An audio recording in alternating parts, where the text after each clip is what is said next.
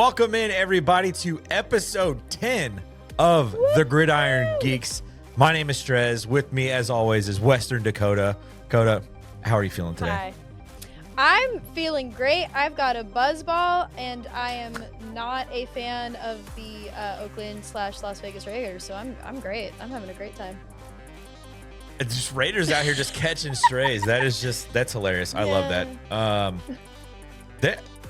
Before we get into the conversation, very interesting things are happening in the AFC West, which we're very much going to be getting into here very shortly. Mm-hmm. But the Raiders have a chance to do the right thing, maybe find their guy in the draft this season or this next month. Who knows? Who knows what could happen in the future of the AFC West? But speaking of the AFC West, we're going to be talking about the Jaylen Waddle trade. Shout out to my Denver Broncos. Let's go, baby. What that means for the Broncos, what that means for the Dolphins moving forward. Also, the Browns proposed the weirdest, newest rule change that probably isn't going to be. I don't even know if they'll have a conversation about it. We're going to get into a conversation around generative AI and Dungeons and Dragons and Magic the Gathering. Then we're going to talk about 3 trailers. The one from Spider-Man, A Brand New Day. One from Dune Part 3, or Dune Messiah for the book nerds out there. And then the latest that we got from Maul, Shadow Lord, earlier this week. So, to start us off, the Denver Broncos are sending their first, their third, and their 4th round pick to the Miami Dolphins in return for Jaylen Waddle and the Dolphins' 4th round pick. So it's a pick swap in the 4th. So really all Denver gave up was pick 30 overall and pick 94 overall. And got a better 4th round draft pick and Jaylen Waddle in return for this. And they're only having to pay $4.9 million of his salary this year. So they still have money that they can spend. That's not bad. No, not at all. Especially, I don't think that this draft class is very good. Yeah. They would not have found anyone remotely as productive or as impactful as Jaylen Waddle at pick 30 in this draft class. I wonder if, because you had talked about like the lack, I think I had sent something to you a couple days ago that was like your team and my team were ranked like really, really low in regards to moves that were made this free agency period. And it was funny because we had just talked about your team doing absolutely nothing. They were the only team that hadn't made a single move outside of their own organization. So part of me wonders if the reason why they hadn't made any moves was because the entire time they've been working on this. It has to be that they've been working on this whole time. Yeah, I know that there was before the trade deadline in the 2025 season, there was some conversations between the Broncos and the Dolphins for Jaylen Waddle, but they couldn't get a deal done at that point. Yeah. Now, since the Dolphins have obviously, let go of, their head coach and have hired a new head coach and are seemingly getting rid of basically everybody except Devon Achane, which, by the way, what's going to happen there? They did bring in Malik Willis, but it did seem like they were much more open to receiving having more conversations around Jaylen Waddle. And I guess the Broncos just had the right price. And it paid off. And it was one of the things that we were talking about around Broncos country with a couple other of my Broncos creators that I know. Were like, when they finally do make a move outside of our roster from last season, it needs to be huge or this fan base is going to set Dove Valley on fire. And I don't know if I could think of a move bigger than bringing in Jaylen Waddle. Maybe if they went after AJ Brown, like there were some rumors around, maybe that. Right. But like Jaylen Waddle he comes into Denver and immediately becomes the Denver Broncos wide receiver 1. Which you guys need. Which is crazy because Cortland Sutton is coming off of a 1,000-yard season, 8 touchdowns, and he is moving down to wide receiver 2. And like it moves all of our receivers down to like one spot on that wide receiver depth chart, and that immediately raises the floor of the Denver Broncos wide receiver room. Full stop. Yeah. Because I think you and I had talked about like a while ago, like after they had lost the divisional round, that, or not the divisional round, excuse me, the AFC Championship, that you didn't believe that they really truly had a wide receiver one, that you like Sutton, but like he wasn't like Yeah. the guy, you know? And I think too, this just kind of motivates him to play even harder because essentially he's been demoted. In a sense, yeah, I guess you could say it that way. I doubt he's going to see it that way. I think what he's going to see is I More have help. somebody on the other side of the field now that's going to draw a bunch of attention. Yeah. That means that I'm going to be more open and more often. Mm-hmm. So it could boost, like, it's one of those things where it's like rising tides lift all ships, or what is that the saying? Is that how it goes? I think so. Yeah. Yeah. So that's kind of what it feels like, I think, in the Broncos wide receiver room. And yeah, we did have that conversation, 2 weeks ago when free agency started. I started looking at a bunch of the statistics and ratings and everything of like wide receiver rooms and tight end rooms and all that kind of stuff. Cause that's really the Broncos biggest hole is their pass catchers. And they had the least productive wide receiver and tight end room in the entire NFL. Jeez. Which is, they led the league in drops, which is just unacceptable. There were so many issues with this wide receiver room. And like I said, and I've been pointing out, I mean, it's probably been, I don't know how long it's been since the Broncos have had a true real life wide receiver one. Like Jerry Jeudy was really good, but he was never what we thought he would be with the Broncos. Mm-hmm. Courtland Sutton has always been really, really good. He's been to the Pro Bowl like 2 or 3 times, but he's never really been that wide receiver one that's going to be a playmaker that's going to break the game open the way that a guy like Jaylen Waddle or Devontae Smith or AJ Brown or Jamar Chase or Justin Jefferson, like the guys that Garrett Wilson, like you say a wide receiver one's name and you're like, oh yeah, like that guy can change the outlook of a game with one catch. The Broncos haven't had one of those guys since Demaryius Thomas and Emmanuel Sanders. You have to go all the way back to like 2016, 2015. Oh, dang. Yeah, I was going to say that's like 10 years ago now. Yeah, a long time ago. Dude. So this is uncharted territories for Broncos fans of the last decade, basically. It's also interesting, too, because when you think about some of the moves that the other teams in the AFC West have been making, specifically like the Chiefs, who I would say is somewhat your guys' biggest competitor, I think that this is very much an answer to a potential question as to whether or not if the Chiefs are going to be back at that level. Spoiler alert, I don't think so. Because what moves have they made on their defense, which was kind of their biggest issue last season? They lost Leo Chenal. That's all I can really think of. And Chris Jones is another year older. Yeah. But then on top of that, too, I think that this is also a really big... Oh, how do I say this? I think this is a really big indicator that I think Sean Payton has found his guy. I genuinely think that this is him putting all of his 100% faith, my God, in Bo Nix. You give a quarterback somebody like Waddle, especially because when you think about how heavily you guys were we led the league in passing attempts the last 2 years. Right, exactly. Yeah. This is Sean Payton giving Bo Nix a brand new, experienced wide receiver and saying, now go get me that Super Bowl. Yeah. That's what this move tells me. Yeah, I mean, you look, and especially, you think about the way that the season ended last year. Mm-hmm. Bo Nix breaks his ankle 3 plays before they kick the game-winning field goal in the AFC Championship game.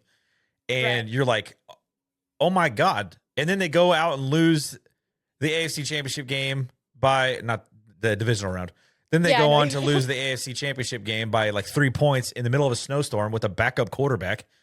Right. Like, everyone is sitting around looking at themselves saying, like, we genuinely could be the best team in the AFC if we get one or two pieces.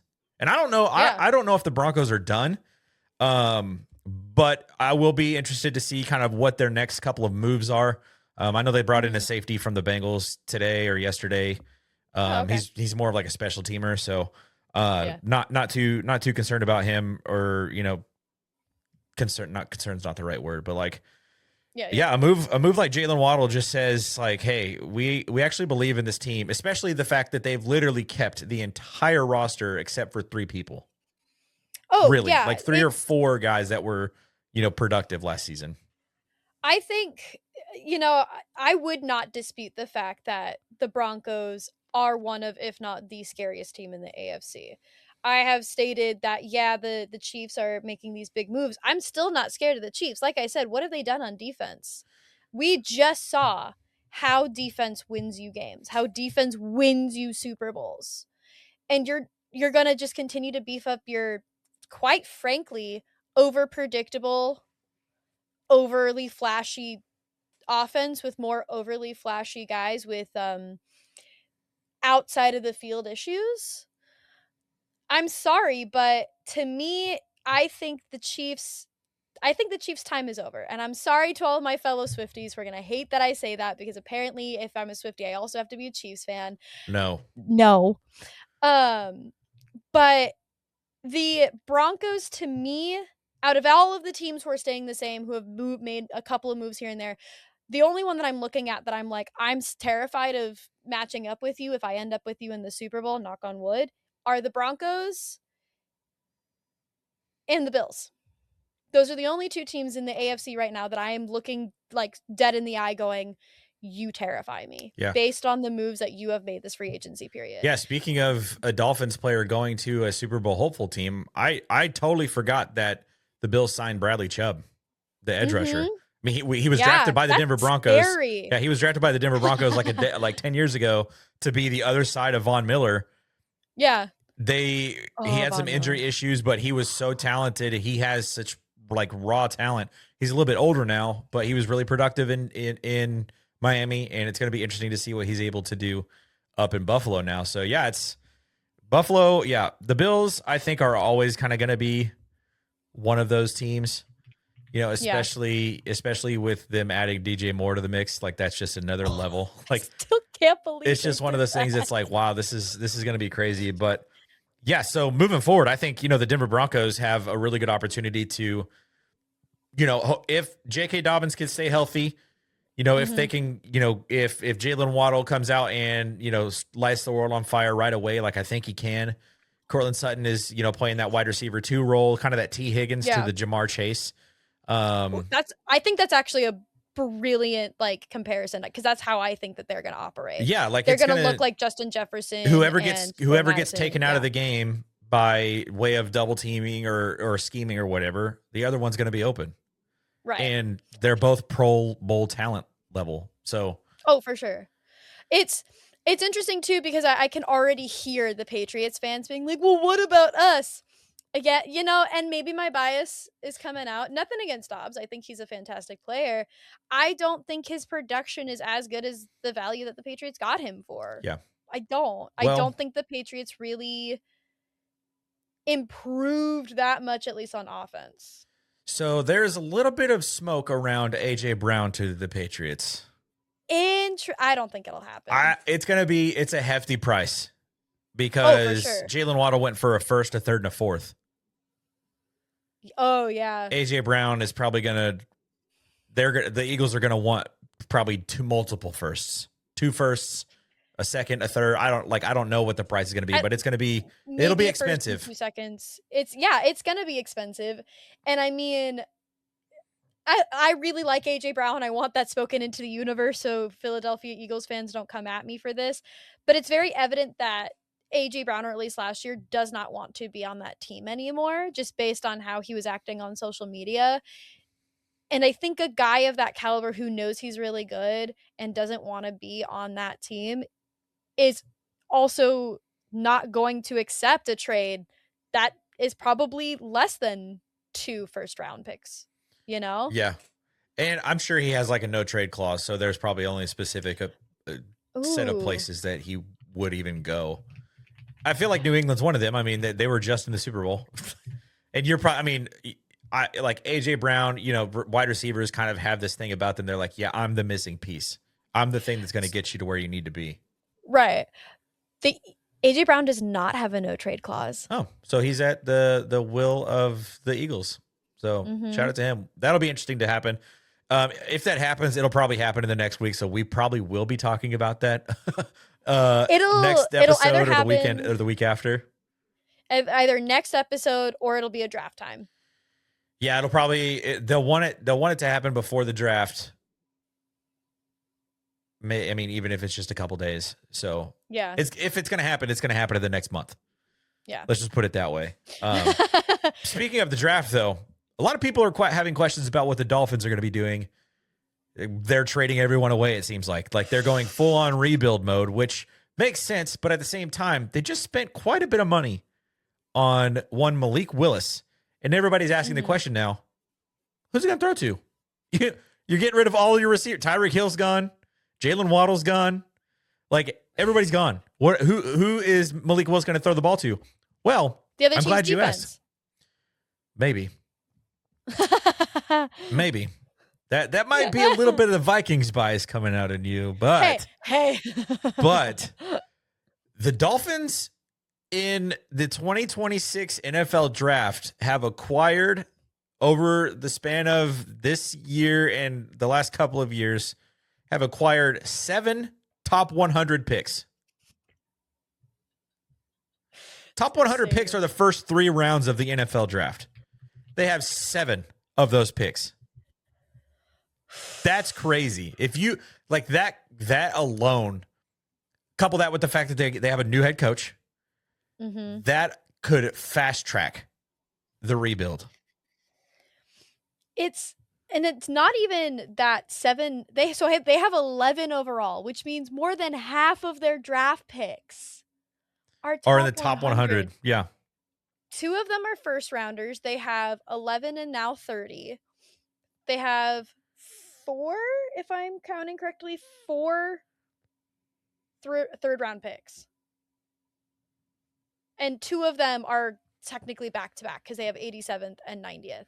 Yeah, they have 11th overall, 30th overall, 43rd overall, 75th, 87th, 90th, and 94th. So they're going to be scary in that third round. And top 100 talent is huge. This isn't the NFL or the NBA. This isn't the NHL where there's only 5 players on the ice or on the court at once. There's 11 guys on each side of the ball on the field at once. So yeah, 52 guys that you can have on the bench on a game day. Literally. So when you're looking at a top 100 talent, you're looking at a top 100 player who is offensive lineman, defensive lineman, linebacker, safety, cornerback, wide receiver, running back, tight end, like everything. You couple that into being a top 100 pick. Like top 100 picks are very, very important, very, very valuable. And the teams that struggle year in and year out are oftentimes teams that don't really have a lot of top 100 picks. They trade those picks so that they can bring in Russell Wilson or so that they can bring in Aaron Rodgers or so that they can, like they make these trades so that they think they can put a Band-Aid over their wound. And 3 years down the road when they're like, why don't we have any talent that's being developed right now? It's like, oh, I traded it all away for that aging quarterback. Like, what was I thinking? So this really could be huge for Dolphins fans. And I feel like Dolphins fans are probably falling into one of 2 categories. You've got very, very excited about the future of the Miami Dolphins because everything is freshly restarting. And then there's ones that are like, oh my God, here we go again. We're never going to be good. We couldn't even win it with Dan Marino at quarterback. No, it's never going to happen for us ever, ever, ever. Da-da-da-da. I feel like there's no in between. It's one of those 2 if you're a Dolphins fan. If I have a message for Dolphins fans, I will say it's not going to be this year. Like, you're going to have a team that is essentially made up of rookies. Just a bunch of 23-year-olds playing football together. Yeah. But I think starting from square one with such a young team with a brand new coach is a really good idea for them in the long run. I think it'll make for really good team chemistry. I think it'll make for just overall a really good environment for those players to learn and grow and to adapt. Because at the end of the day, as much as people want to say that QB wins are a stat, I don't think they are. It's a team game. Yeah. If your offense can't operate, what's the point? Like, your defense they can stop the other players or the other team's defense, but if your offense isn't scoring, the defense is basically doing nothing for you. It's a relationship. It's a codependent relationship. And I mean, A lot of people give me flack for this on Twitter, but I genuinely believe that culture of a team is huge when it comes to a team's ability to win games. I mean, throw all the shade you want at the Minnesota Vikings. I understand, like I get it, but we still had a winning record this year Yeah. because the team believed in one another. Was it difficult for them? Yeah, absolutely. But Kevin O'Connell has made it a point that locker room culture is just as important to them as it is, to have players that cooperate well, that play well, that understand the playbook. And I think a lot more teams are starting to kind of understand that as well. When we look at like the Seahawks, for example, the Seahawks talked a lot about how team culture is what put them at the Super Bowl. And so I think the Dolphins are seeing that, Yeah. and they're like, we can make that, but with these younger guys, and sort of train them together. So then there's this camaraderie, there's this brotherhood that then, 2-3 years down the line, when they feel ready, that's when we make a punch in the NFL. Yeah. And a lot of it's cost controlled. The Mm-hmm. rookie contracts are a lot less than veteran contracts. Exactly. And I mean, one of the things that I think you and I have talked about is just how a lot of times in the NFL now, the expectation is you get a rookie and he's immediately good, which I hate that mentality. College football and NFL football might as well be two different sports because the rules are so vastly different. That I think this is a really smart move on the Dolphins to know we're in a tight spot.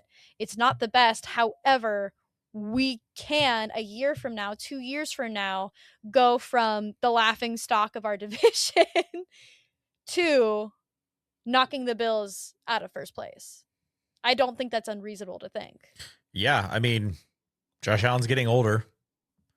They're kind of putting all of their eggs into the basket now. I mean, Mm-hmm. they're on a new head coach. Mm-hmm. So there are some changes happening there. So yeah, I mean, that is a big opportunity. I think we've got the Patriots now too. Again, that you really have to actually like pay attention to. But I don't think the Patriots are a threat until they fix that offensive line. Yeah. So Until they get healthy. Yeah, I can agree with that. But yeah. yeah, this is going to be interesting. Before we move on to the next topic, after this trade, who is the best wide receiver in the AFC West? I think you already know the answer to that. Genuinely. It's Waddle. It has to be, right? It's Waddle. If you say Lad McConkey, like you have no ball knowledge at all. It's Waddle. Quentin Johnston? No. No. Rashee Rice? No. I don't say anything nice about Rashee Rice. Like it's Jaylen Waddle is the best wide receiver in the AFC West. Right. And he just got added to the team that throws the ball more than anybody else in the NFL. Mm-hmm. Good luck. By the way, the Chiefs traded away their best cornerback. One of the best cornerbacks in the NFL, and Trent McDuffie. He's no longer on that team. So, oh my God. Have fun trying to cover Cortland Sutton and Jaylen Waddle. Oh, by the way, we also have twice a year. Marvin Mims as a gadget guy, J.K. Dobbins at running back, and Evan Ingram as the tight end. And you got Chubb. Yeah. So, like, who's stopping that offense? Well, it's going to be Sean Payton. He's the only one that would stop that offense.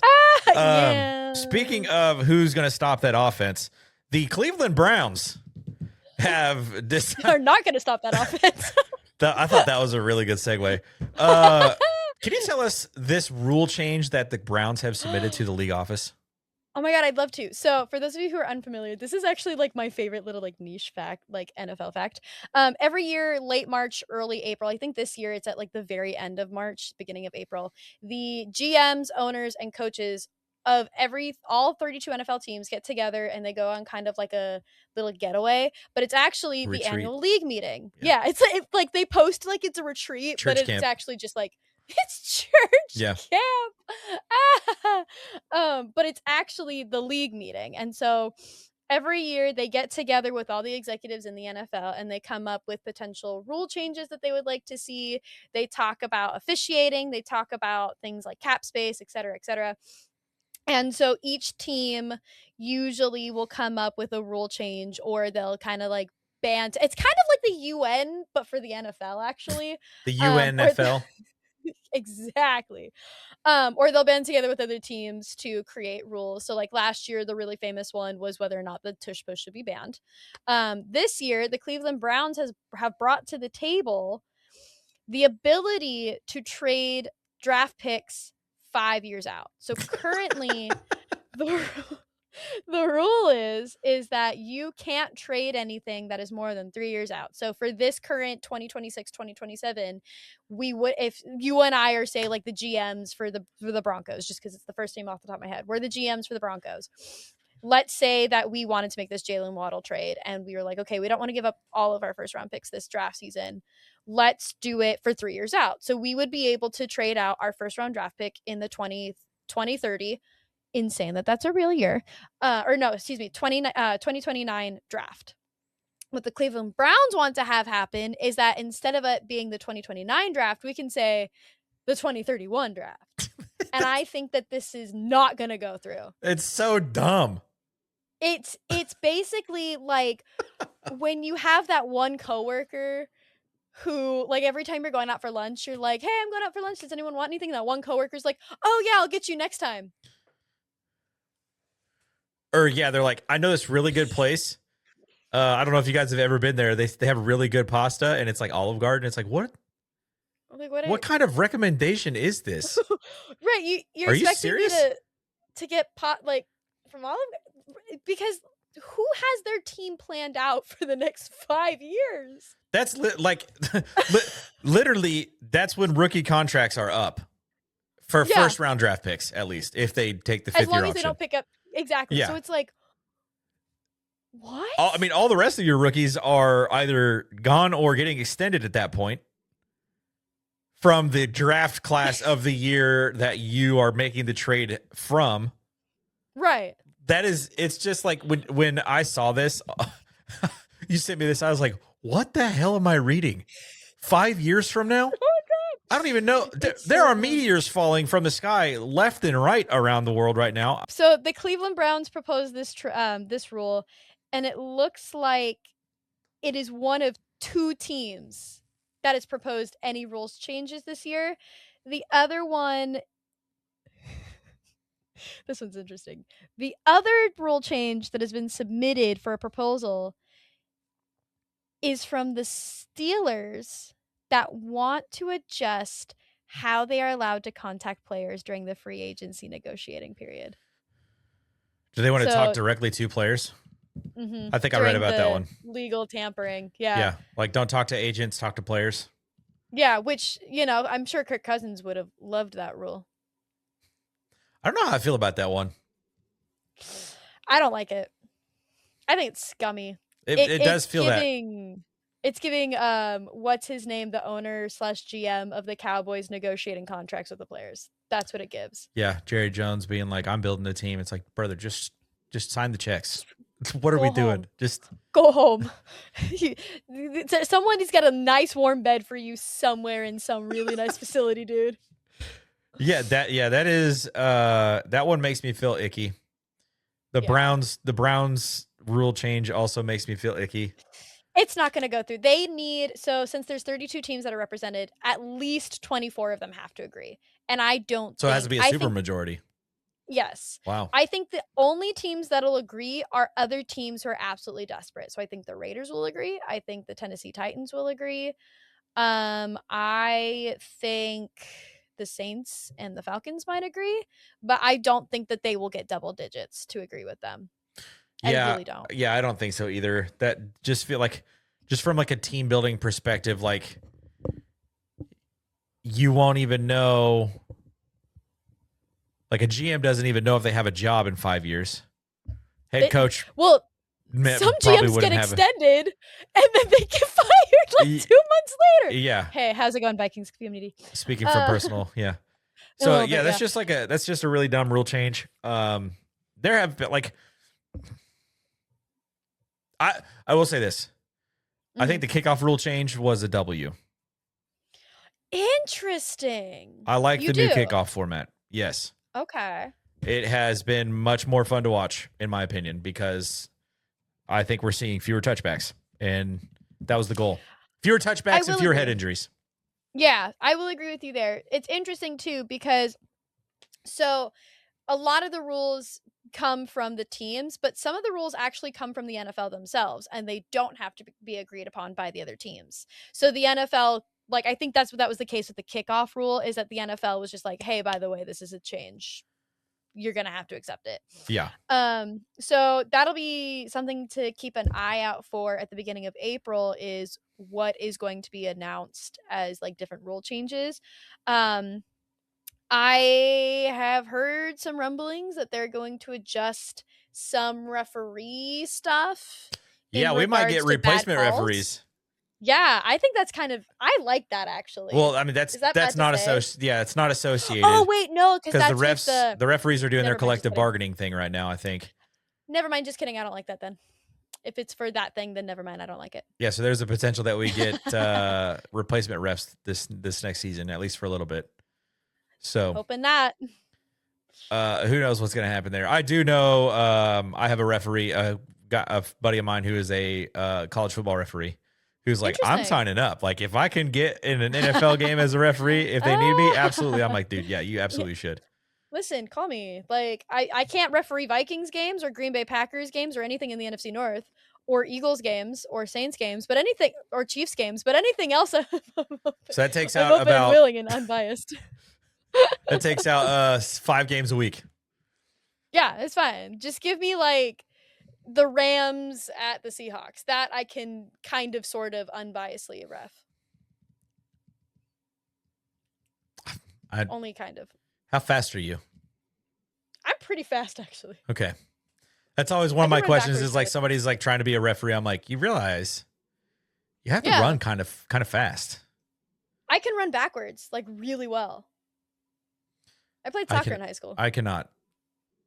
Running backwards is not my strong suit, but let us know what you guys think about the Jaylen Waddle trade in the comment section. Let us know what you guys think about the proposed rule changes in the comment section. Dolphins fans, how you feeling?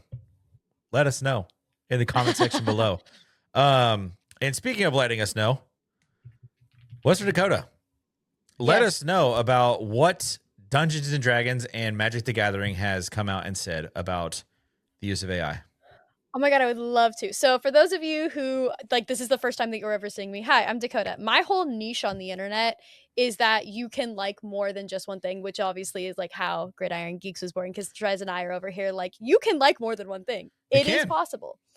And so my little corner of the internet is talking about NFL football and Dungeons and Dragons. That is kind of how I've started to get my reputation around.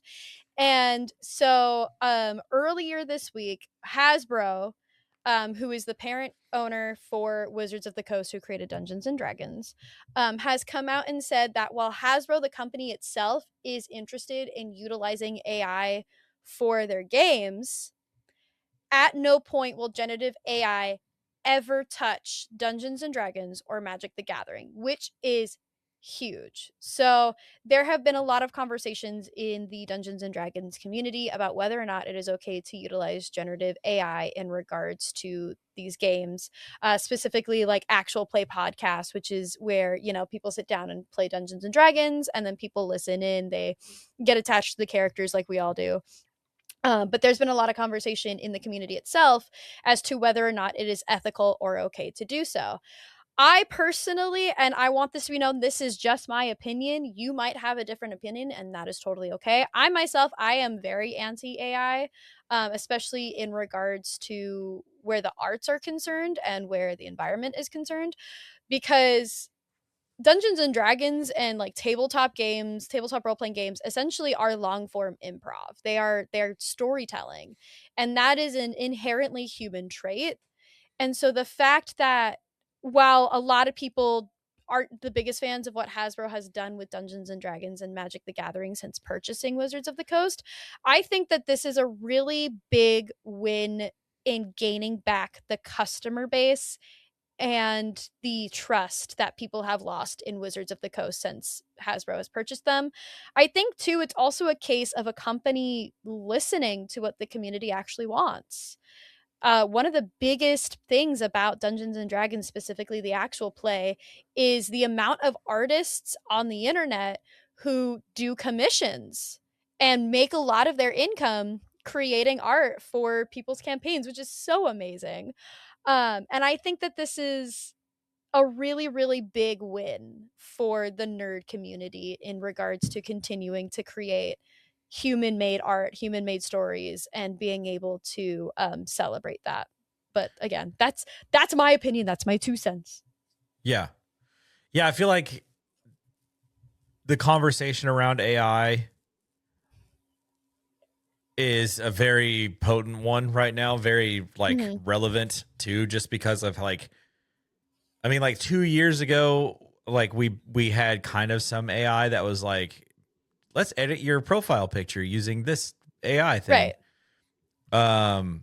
But now we're at the point where it's like you can scroll on Instagram for like Instagram short or reels. Which one is it? Yeah, reels for 30 minutes, and you will probably encounter 3 or 4 entire profiles that are being run as AI, basically. Like the creator that you are encountering on the screen is like an AI generated creator. And I think a part of the it sucks. What AI is doing outside of like the large language model side of AI, where you can like go and be like, hey, I have a question about this thing. Like, how many running backs since 1995 have won Super Bowl MVP and a regular season MVP? And it spits out, it'll be like, oh, one, Terrell Davis, Denver Broncos. Shout out. I don't need ChatGPT for that. I've got you. Yeah, but like you can like being able to go to it to ask it a quick question, and then they also offer the sources that they looked for, so you can click the source just to go and confirm, because sometimes AI has what is it called? Like inconsistencies and whatnot. It sees stuff. Yeah. That it actually isn't there for some reason. Yeah. There's a word for it. I'm just blanking on it right now. No, But like when AI is being used to like people share these movies and like these quick shorts, like these quick action scenes on Twitter that are like completely made by AI of like Captain America fighting Iron Man, and they're like, oh my God, 1 year from now AI is going to take us out. And I'm looking at it, I'm like, this sucks. This is not good. This is horrible. This is so bad. And like it would just make everything that we care about in, what was the word that you said earlier on Discord? Geekdom? Yeah, that's the word. Okay, yeah. Like it would make everything in geekdom worse if we got overloaded with AI in the comic books, in the video games, in the TV shows, in the movies. Like if AI were being used in those things to create the artwork that we're watching or create the people that we think we're watching, it will make it worse. And on top of that, that's taking a job from someone. Like that's the other completely unethical part of it, right? Like talking about the environmental impacts of artificial intelligence is one thing, but like you're taking a job away from someone. Like I don't know if you know this or not, but the job market is horrendous. It is the worst job market we've seen since like 2003 right now. It's bad. The economy sucks. We're in the middle of a war that does not seem like it's going to be ending anytime soon. So like if a person is losing their job to a freaking computer, which by the way, Frank Herbert in his infinite wisdom when he was writing Dune talked about this just as a precursor for some of the conversation we're going to be having here in a little bit. But yeah, it's just, I think D&D and Magic the Gathering, I think they are doing the right thing. And honestly, I think more of these types of things that are like very niche, like geek level things, they need to come out and say like, we are also going to do it. Like Pokemon, they should come out and say, we're not going to use AI. Yu-Gi-Oh should come out and say, we're not going to use AI. Does Yu-Gi-Oh even make stuff anymore? I have no idea. I have no idea. Right. But like, people who love anime, like I have started to watch anime because of how good Demon Slayer was. If I figured out Demon Slayer was using AI generation in like their like creating their stories in their show, yeah, I would be so pissed. Yeah. So it's just like, I think a lot of these things should, like, Disney needs to come out and be like, we are not going to do this. But then on the other hand, I actually just saw, I don't know if this is true or not. I probably should have confirmed this source or if it was true or not. There's a movie coming out that stars Val Kilmer. I believe that is true. Completely AI generated, rendered Val Kilmer in this film. And it got the blessing of his family, by the which I guess makes it better a little bit. But I know, yeah, because Variety has confirmed it, and usually for movie stuff, I will. I know that like James Earl Jones's foundation and his family have also okayed his voice to continue to be utilized for Darth Vader via AI, and I think that's a little bit different because it's not necessarily. I mean, I can't speak to the Val Kilmer situation, but at least with like the Darth Vader thing makes sense because like that's like when you think of Darth Vader, you think of his voice. And I think a lot of times with AI, a lot of people get certain different types of, because there are so many different programs that consider itself AI. Right. I remember the first instance that I ever heard of AI was actually when I worked at Best Buy and the Google Home first came out. They called it AI, which it's not the same AI as ChatGPT or generative AI. It is completely different because it utilizes a program based off of the information available to it, which is kind of similar to how like the James Earl Jones AI would work, is that it would use already fed to it timbre, cadence of his voice, and then from there be able to create sentences and words that are typed in. It's no different than like one of those like the best example that I can give is somebody who cannot speak, and so they type on a keyboard and then it gives off that robotic voice. Yeah. But Stephen just Hawking. on a more high-tech level. Thank you. I couldn't think of his name. But where I think it starts to get into a troubling zone is when you have AI replace humans, because art by definition is created by humans. It is created from the human emotion. It is created by the human intelligence. It is created from something that only humans have. AI by definition cannot create. It's AI in it of itself it is only bound to what it is being fed through an algorithm. Therefore, for now, yeah, but it genuinely cannot create. And so therefore, to say that you created art using AI, you didn't, though, because AI at this time only scans what it is available to it on the internet, then utilizes those references and sometimes steals those references to create this art. And I find it really interesting too, because, you know, obviously we have to talk about AI when it comes to sci-fi. Like I'm thinking Star Trek and Star Wars, they have artificial intelligence if you think about it. I mean, R2D2 and C3PO are essentially AI. They're artificial intelligence. They're both droids. Yeah. And yet they are never, and I'm really just speaking for like the point that I'm trying to make here. When you think about R2D2 and C3PO, specifically C3PO, he states on multiple occasions that he is incredibly intelligent, that he knows a lot of 3 million forms of communication. How often do people disregard him though? How often is what he is providing a service that is only momentarily helpful to him? And I think a lot about the line in Revenge of the Sith where Obi-Wan Kenobi says flying is for droids. And yet when we look at how often Anakin Skywalker is able to save people in a ship that is about to crash, and it's just him as a person doing that. And I don't think a droid would do that. And we see multiple times in the Clone Wars that droids are not capable of saving people when it comes to mass casualty shipwrecks. Yeah. You know, even R2D2 has his moments where, yeah, he's helpful, but then he freaks out. So I look, when it comes to artificial intelligence, I look to AI. You know, I think a lot about how Star Wars utilizes its AI. Yes, the AI in Star Wars, again, is like droids, computers, but they are only ever really used as a tool when absolutely necessary. Otherwise, the people themselves take care of it. Right. And the fact that even in the Star Wars universe, they do make reference to artists. Padme's ex-boyfriend was in politics and then became an artist instead. We literally see multiple scenes of bands playing music in a world that is full of artificial intelligence and the ability to utilize technology to create it. Yeah, And yet, the even in band this is universe, actual carbon-based life. Yeah. yeah.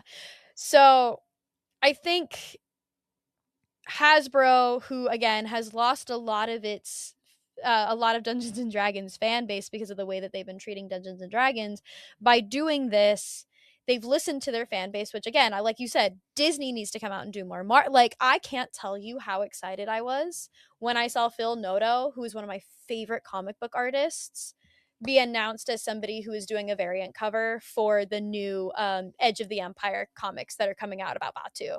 When I saw that on, like, I freaked out about it on Twitter, I'm pretty sure, because, but like, if that were AI instead, I don't think I'd be as excited, Yeah.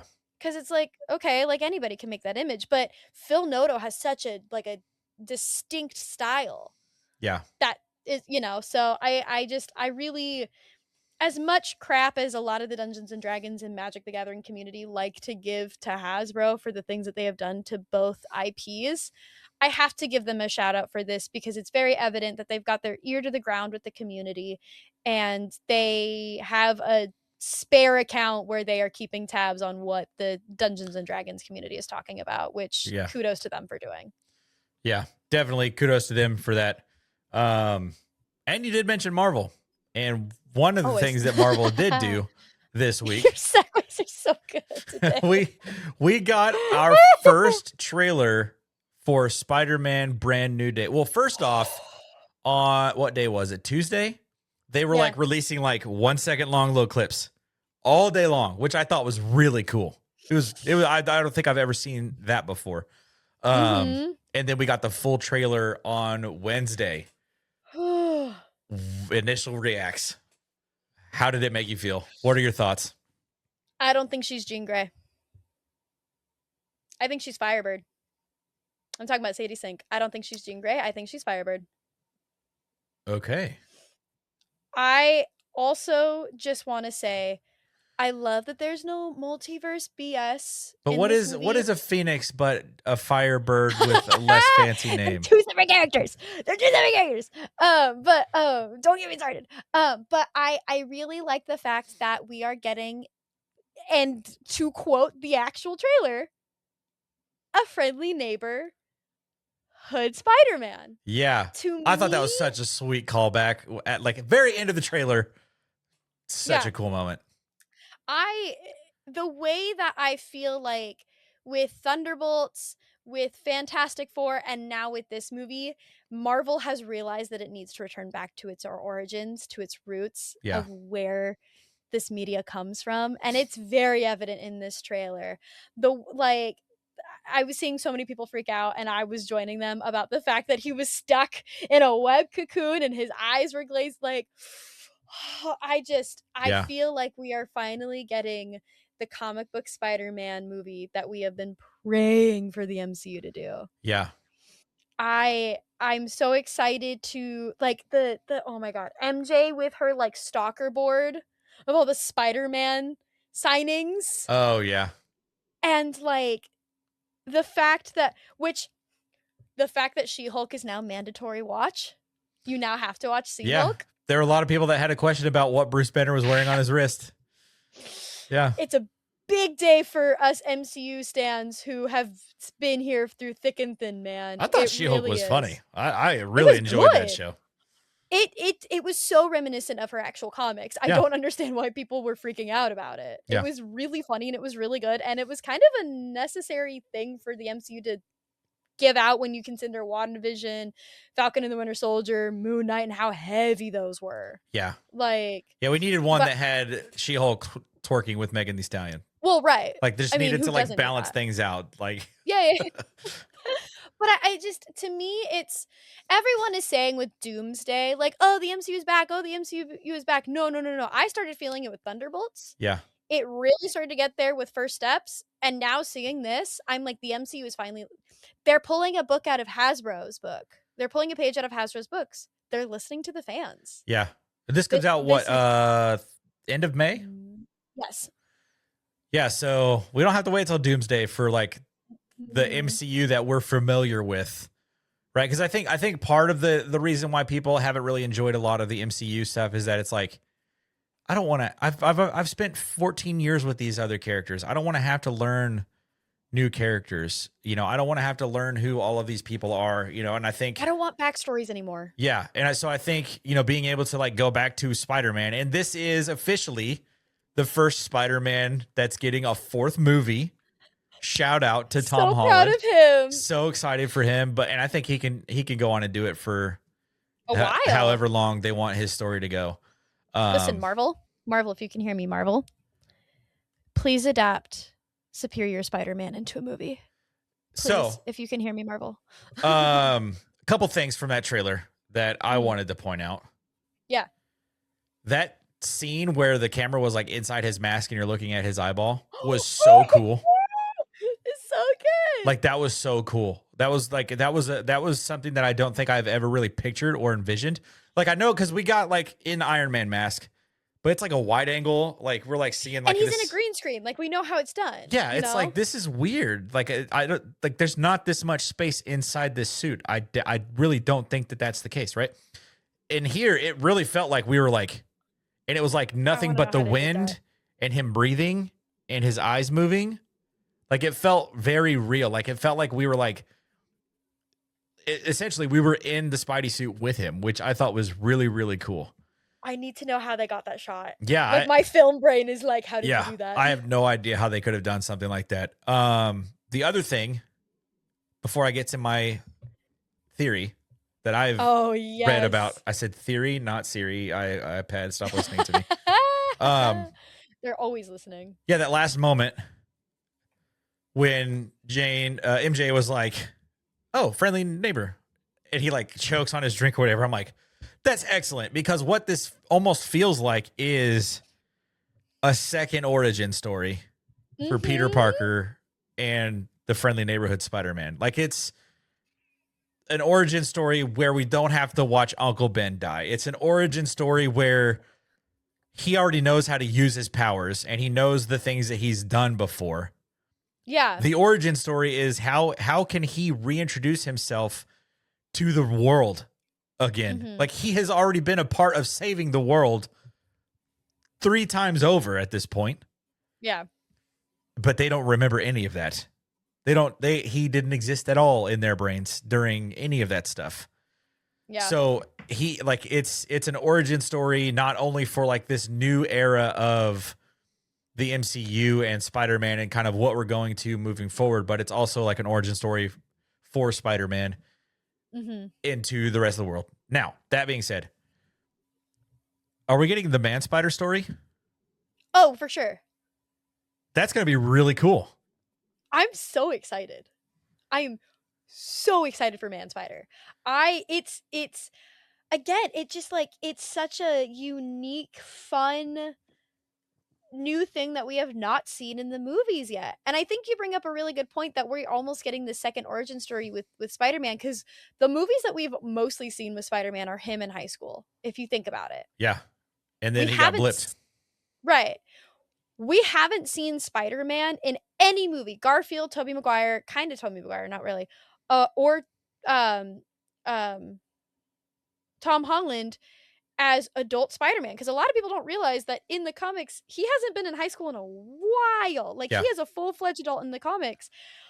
But yeah, I think we're getting, I cannot remember the name, but Spider-Man does have like his own little team in the comics for a little while. I can't remember the name of it. I think we're getting them.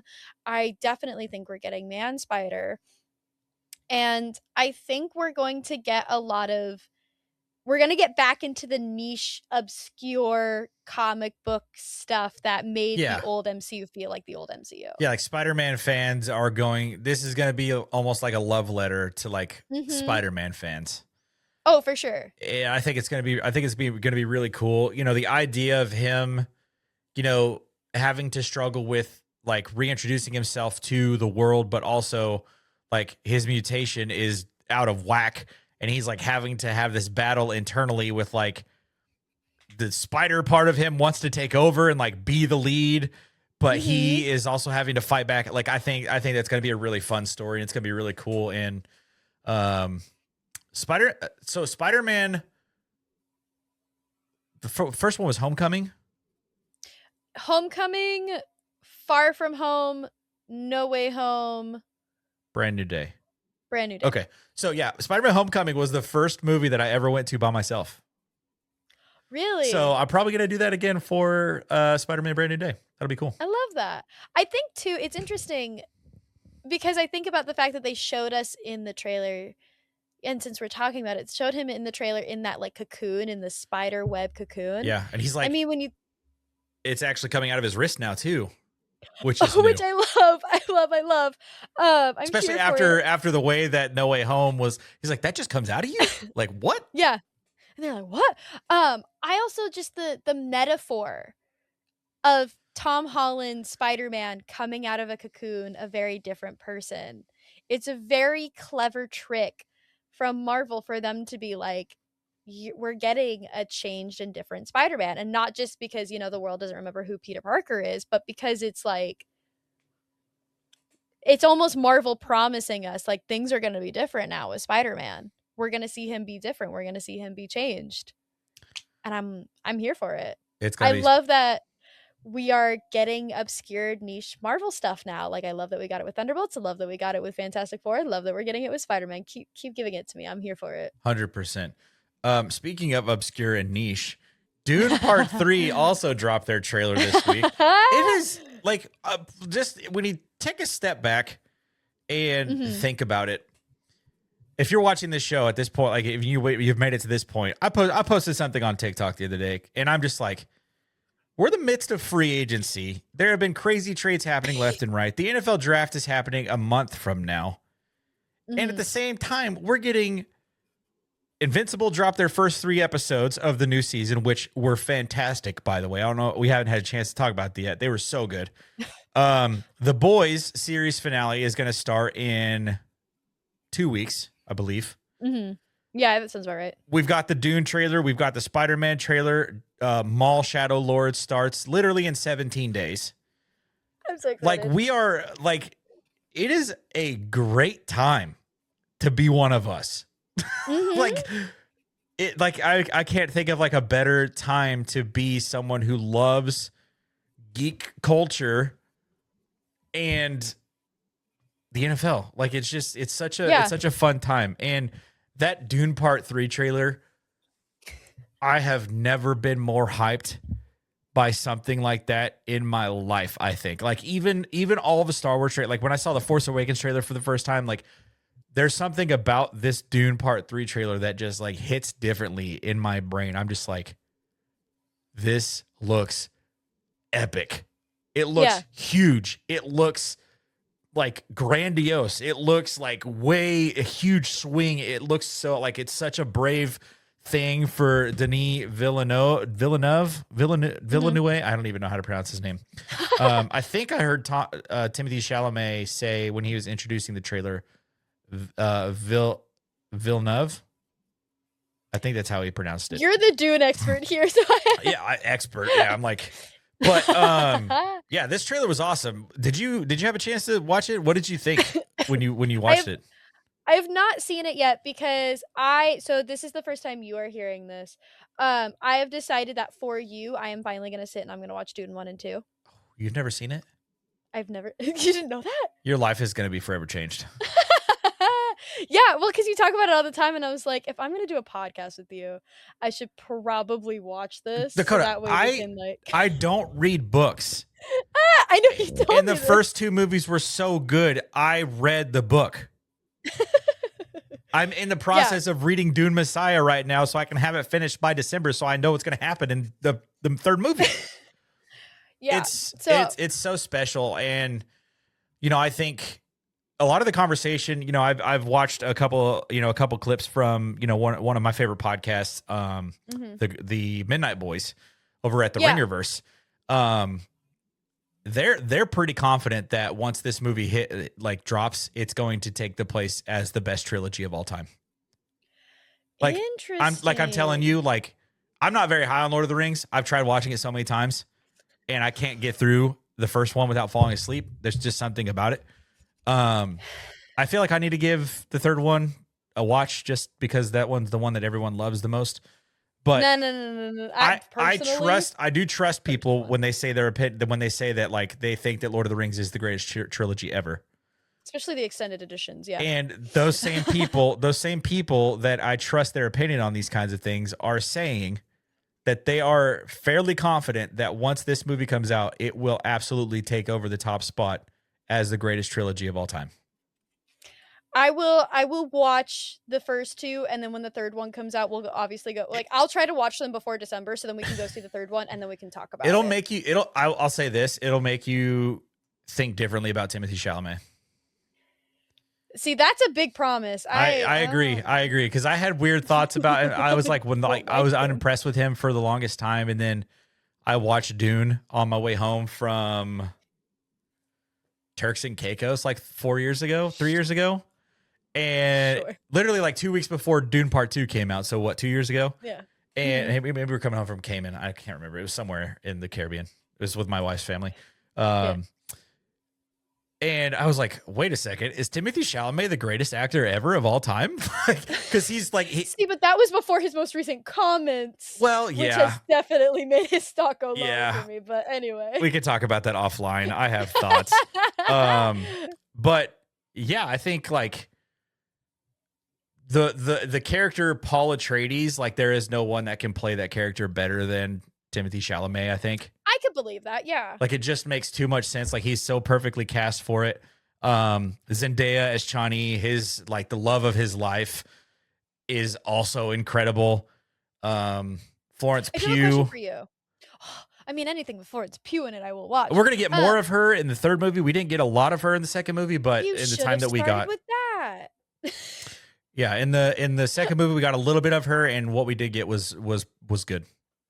I will ask you, because the thing that I have seen a lot are the promo posters. Yeah. How do you feel about those? Those are really cool.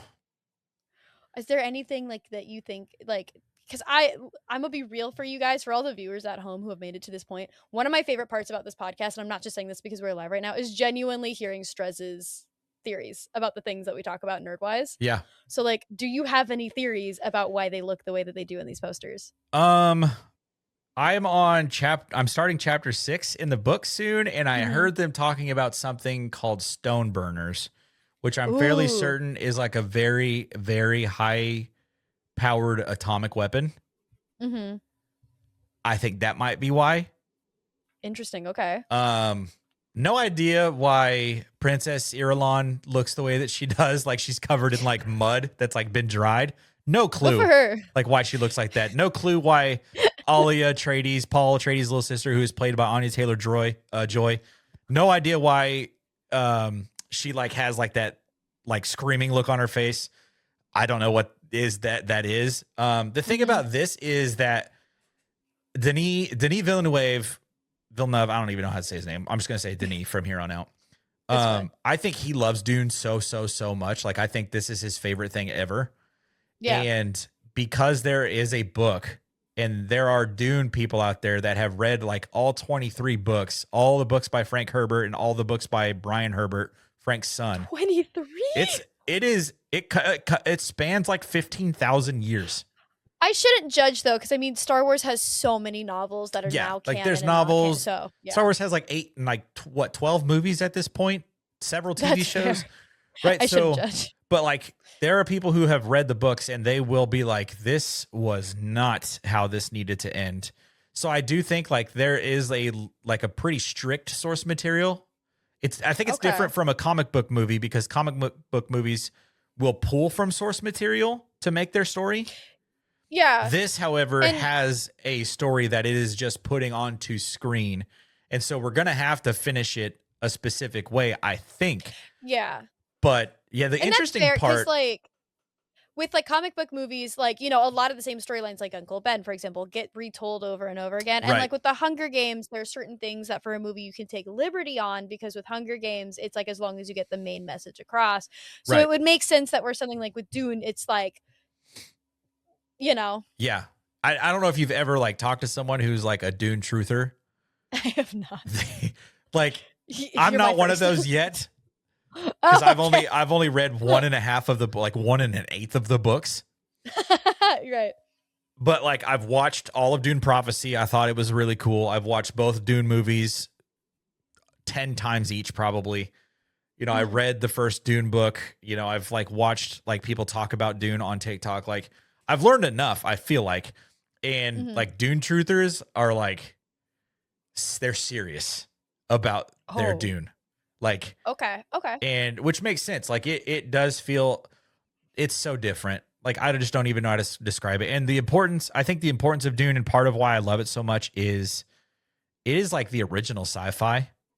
Like yeah, because Star Wars came from Dune. Yeah, like it has everyone who has been influenced by something from science fiction has in a way by the transitive property has been influenced by Frank Herbert and Frank Herbert's Dune. You have been influenced by Paul Atreides. You have been influenced by Baron Harkonnen. You have been influenced by Arrakis. Like all of this stuff, like it has truly influenced you, whether you like it or not, because Dune set the stage for what we now know as the sci-fi genre. And the fact that we're getting these massive movies that are able to like do it justice. Like I kind of wish Frank Herbert could still be around to be able to like watch them. Just because like he'd be like, wow, this world that I brought to life by putting words on paper, like looks amazing. It's interesting because obviously you bring up Lord of the Rings, and I, as somebody who adores the Lord of the Rings movies, I haven't read the books yet, but I know a lot about the books because I've spent a lot of my time just like, you know, kind of similar to like you on Dune. It's like for me, like I am on the Lord of the Rings side of It's like, just listening to TikTok people and talk fandom. about it who know more than you about it. Yeah. And I feel the same way. It's interesting because the way that you talk about Dune and how, you know, you talk about how things have to be very specific in the movies. It's interesting because with the Lord of the Rings, it's a little bit different in regards to movie and film and TV show adaptations because Tolkien's intent, if it were ever to be created into a film, TV, whatever, before he passed, he wanted the you know, the basic stuff to stay the same. He wanted the morals, the symbolism, etc., to stay the same, but he was okay with adaptations. He was okay with different interpretations of the same themes and of the same characters, which is why I think a lot of people regard the Lord of the Rings trilogy so high is because similar to what you had just said, the reason I'm thinking is this because if Tolkien were still alive today, I think he would watch the Peter Jackson trilogy and go, the things that you have done with this lore, this world, these characters that I've created, and I think that he would adopt Viggo Mortensen and they'd be best friends and they'd live in the woods in like a cabin. But it's so interesting to me how like fiction and fiction writers do that, you know, and how they treat the worlds that they create and how different they are, because I feel like, you know, I am a huge reader, so you have convinced me to watch the movies and read the books. And so I'm really excited because, you know, and even prior to this, I've known that Dune is like the Rosetta Stone for modern day science fiction. I think it's really interesting because like Lord of the Rings is not the first to ever do fantasy. It's not the first to do some of like elves, dwarves, etc. Because a lot of those things come from folklore of other popularized it though, right? Right. Like, it definitely popularized it, which is, you know, led way for Dungeons and Dragons, Pathfinder, all these Game of other Thrones, things. Game of Thrones, etc. But with that, because those things come from culture and like different mythologies, there's a lot more leniency. Whereas with Dune, because it is a Rosetta Stone, it's like the details have to be specific. They have to hit certain points, and so it's always really interesting when books become movies for that reason, because it's like, where can we take creative liberties? And so and as somebody who is Noon. Having watched the movie before I read the book, while I was reading the book, like there were moments in the book where I'm just like, why the hell did they not include this? This is beautiful. Can I do something super controversial? Yes. I actually, if a movie has come out before I know that it's a book, so like my all-time favorite book, pretty much Savages every by movie John I've ever Winslow. watched, I did not know it was a book until like 10 years later. Like my favorite movie of all time is The Curious Case of Benjamin Button. You didn't know there was a book? No clue. I had no idea that it was F. Scott Fitzgerald either. Like, I had no idea. No idea. Yeah. I am actually a really huge fan of watching movies before I watch the book. Or read the book. I think that for people who aren't readers, I feel like that helps. Because it's like, oh, for sure. When I read books, I don't read books and like create pictures in my brain. I do voices. Mm-hmm. I've always been obsessed with like voice acting. I've always been obsessed with like the way that actors can portray a character through the way that they do their voice. So when I'm reading a book, like I remember, like when I was in 6th grade, I was reading a book series called the Pendragon series about this character named Bobby Pendragon. I love the Pendragon series. So when I was reading those books, like I was doing the voices in my brain. Like there were some things I thought, what was the guy's name? Joel McHale, I think. DJ McHale, something like that. He did a good job of explaining some things that I could oh, I can picture that. Like I can picture that. There's no chance, no snowball's chance in hell that I would have been able to even remotely picture what Dune is trying to convey had I not watched the movie beforehand and been like, okay, this is what they mean when they say their eyes are blue. Okay, this is what a still suit is. This is what it looks like. I can make sense of this now. And it's because I was able to watch the movie and it really did help me. Like, and I know like there's not a shot that I could have done that. That's really interesting to me because I come from it at a different point of view as like somebody who has a degree in filmmaking and theater. For me, I like watching the movie and then I like reading the book because I like to compare and contrast my own filmmaker view to the movie's filmmaker view and like how would I change things based on what the author has given. So that's a really interesting like point that I never thought of. Yeah. But yeah, I'm a huge advocate for if there is a movie, watch the movie, then read the book. Yeah, I do think like it'll make the book reading go quicker. And it'll fill in details that you had questions for. Yeah, and Dune is a hard read. I've heard. Half the words are made up. Like I was reading Dune Messiah out loud to because I was by myself and I just like I want to hear what this sounds like out loud before I watch the movie. And like I was reading something, I was like, what did I just say? I have no clue. I have no clue what I'm even talking about at this point. Mm-hmm. So yeah, I definitely think that like the movie really does help you kind of understand like the story of the book, like what it is that you're actually reading about, all that kind of stuff. Like because you read about giant sandworms in the book and they do a good job of explaining what they look like. Mm-hmm. But then you see them on the big screen or on your TV and you're like, oh my God, those things are freaking massive. Yes. Praise Shai Hulud. Like I forever will be in debt to you. So it's like, it's those kinds of things where it's like, it's so crazy. But yeah, that trailer was awesome. I think somebody confirmed it who is like a Dune head on Twitter, by the way, because I posted my like thoughts as like a Dune virgin, not a virgin, but like someone who's like relatively new to like Dune itself. I'm getting you a shirt that says that. Dune virgin. And I'm getting us matching shirts. you for sure need that one. But I was like, I have a feeling that everything we saw in the trailer happens in the first 30 minutes of the movie. And this Dune head came in and confirmed like, I don't know if you've read the books or not, but you're absolutely right. I'm like, I'm on chapter 6. That's why I think that that's what it feels like. So like we have no clue what the ending of this movie is going to look like. As a filmmaker, that's clever. Well, the movie's probably going to be like, I kind of want this movie to be like 8 hours because I love the Dune universe so much. Yeah, but like from a filmmaker point of view, like assuming, because I mean, most of the people that I know that like the Dune movies haven't read the books like you have.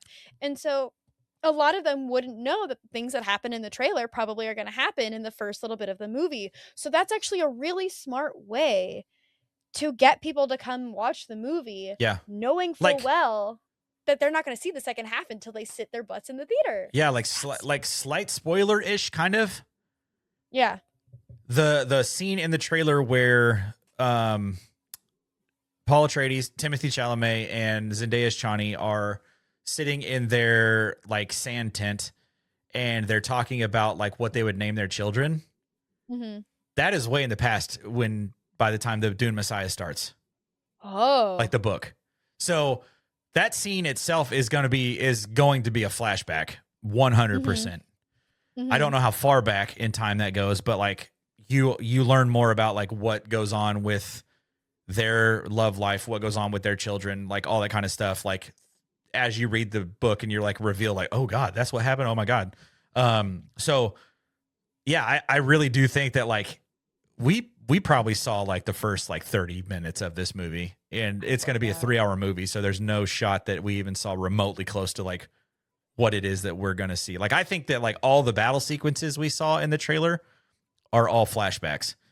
Like, I think by the time that we get to like present day in the Dune movie, where we're like fully caught up and it's like no longer the flashback, like you're like halfway through the movie. Yeah. Like it might be 40 minutes in, and it's going to be like, Paul Atreides is going to be like kind of aged up a little bit, and he's going to be like, what am I doing anymore? Like, why am I even doing this? Like, it's been 12 years. Like, why are we still doing this? So it's going to be really interesting. I thought the trailer was awesome. I've literally, there was a war chant that Timothée Chalamet is like leading in here. Hans Zimmer went on record and like confirmed that it was him leading that chant. Hans Zimmer. It is a Hans Zimmer. It's a Hans Zimmer film score, by the way. It's a Hans Zimmer film score, by the way. And it's like this like war chant that's like Fremen language, but it sounds like a Haka. Ooh, It's one of the coolest things that I feel like I have ever, like my ears have ever witnessed. It was so cool. Speaking of one of the coolest things that I've ever witnessed, the latest Maul trailer that came out this week showed us a little bit more of the story. How many Zabrak are in this show? First off, like, what is it, over under 4.5? Over. Not counting Maul. Over. You think there will be like 5+? Yes. Wow. And I'm excited about that because they've always been one of my favorite Star Wars races. That's gonna be so below cool. Twi'leks. I love Twi'leks. I think they're so cool. But there is like yes. I think I was having a conversation with my dad. I think this is Dave Filoni's attempt at rewriting some legends while also filling in holes that we have with what happens with Maul between the end of the Clone Wars, Solo, and Rebels. Which, tell us about the crime syndicate. Like, how did he become the leader of Crimson Dawn? Like, I want to know that story. I have a theory. I know, crazy, right? That's what this part of the show's about, pretty much. I mean, right.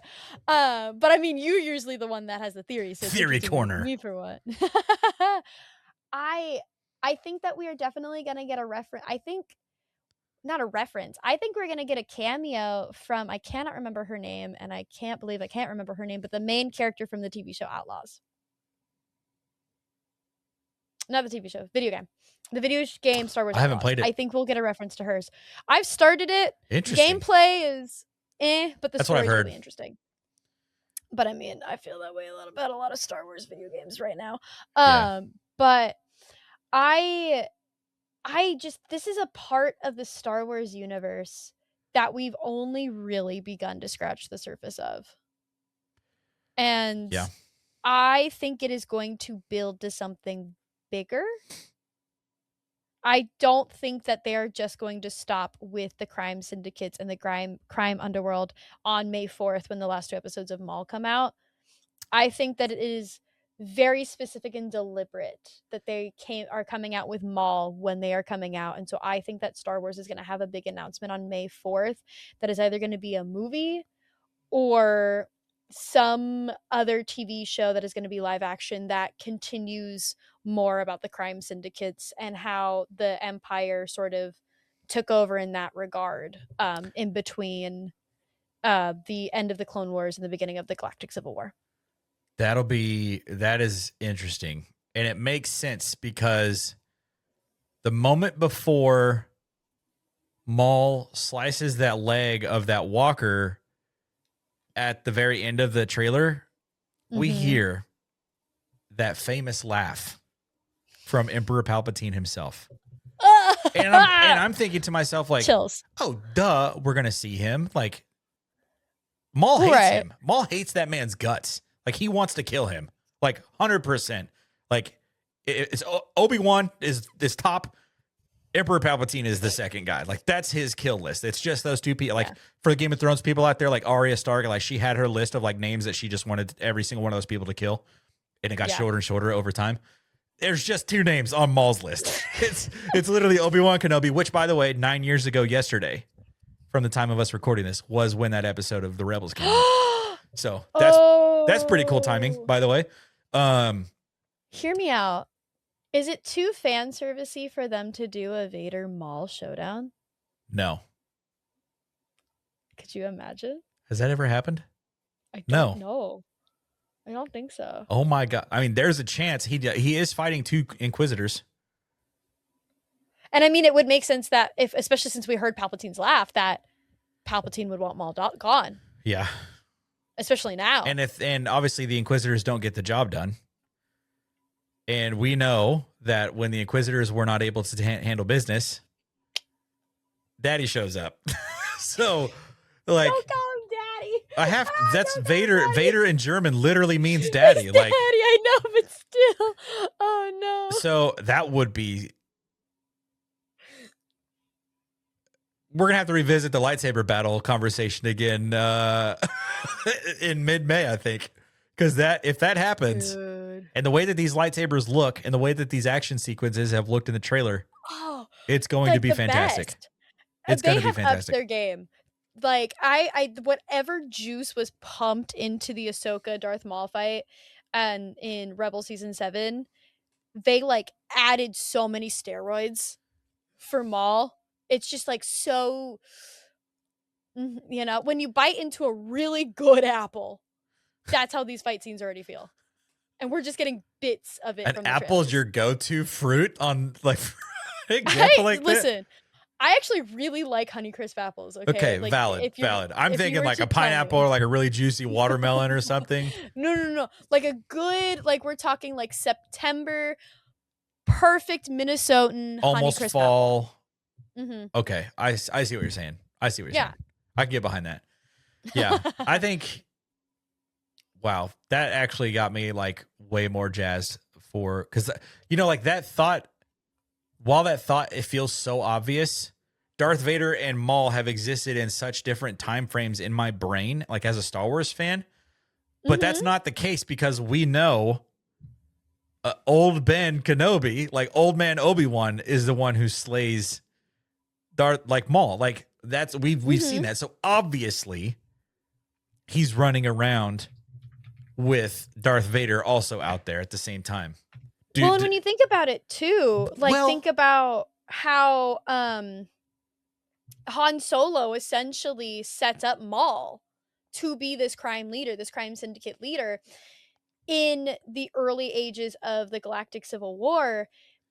I mean, I think that they've always been building to this. They just never knew how to do it. And Solo was going to be their first little like, because, who is I would say 2 degrees removed from Darth Maul and Han Solo. You got Darth Maul, you got Kira, then you got Han Solo. Yeah. Leia, Vader. They're very, very like there is one person in between them. Darth Maul consistently had interactions with Ahsoka, and Ahsoka is Darth Vader's apprentice. Like there's so many 1 degrees of separation. Yeah. Between Darth Maul. They just like kept Darth missing Vader. each other. It's one of those moments where it's like how did General Grievous and Anakin Skywalker never encounter each other until Revenge of the Sith? Like, what are the chances? It's just one of those things where they just they kept missing each other because of like their level, their rank, Yeah, my favorite is there's one episode where where the Separatists capture Anakin, and the Republic has Grievous, and so they just knock out Anakin. Literally, yeah. No, that's exactly it. So I wonder. I guess like my last question, like going into that TV show is like, is Darth Vader and Maul even aware of each other's existence?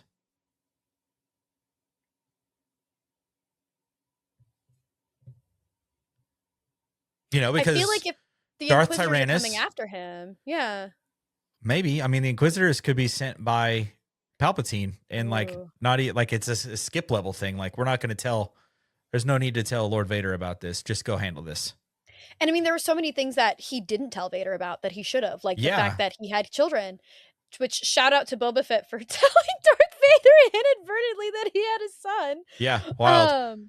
So yeah, because I think because Maul, I mean, originally he was replaced by Darth Tyrannus, Count Dooku, and then Anakin kills Maul's replacement, and then eventually takes up the mantle as like next in line, like next man up. So he is essentially Vader is Maul's replacement's replacement. Yeah. So do they even know of each other's existence? Like I can't think of a time where they would have even seen each other in passing.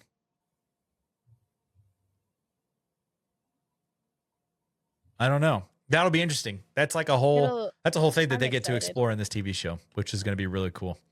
I think that we are ramping up for a brand new age of Star Wars that even prior to Dave Filoni taking over, they were gearing us up for, and I cannot explain just how excited I am to enter into this new chapter for Star Wars.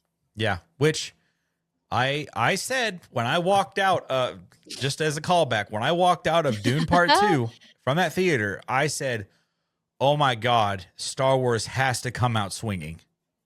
Yeah. And I think they heard me, because it does feel like that's exactly the direction that they're going. We do that a lot on this show. They do be listening to us, I think. Somebody's watching us, and if you are, hey, can we get invited to the Grogu and Mandalorian premiere? Maybe that'd be cool. I'm just saying. I'm manifesting us going to Celebration. Speaking of Grogu and Mandalorian, did you see their little skit at the Oscars? That was pretty funny.